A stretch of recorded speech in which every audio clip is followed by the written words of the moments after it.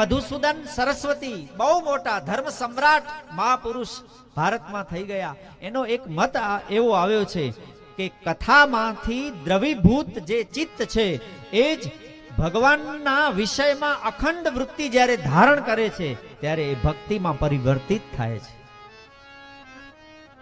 આપણને ખબર ન હોય પણ આપણું ચિત્ત ભક્તિમાં લીન થઈ જાય એવું મધુસૂદન સરસ્વતી મહારાજનો મત છે. કથા વ્યસન બનવી જોઈએ,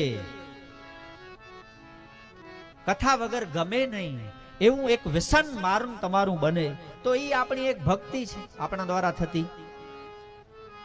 બીજા આપણે કેટલા વ્યસન કરીએ છીએ, આ વ્યસન બનવું જોઈએ કથાનું. અને શાસ્ત્રકારોએ એવો નિયમ બતાવ્યા છે કે કથા દરમિયાન પૂજા પાઠ કદાચ ઓછી વધુ થાય તો એ બધા જ નિયમો કથામાં સમાહિત થઈ જાય, પૂરા થઈ જાય.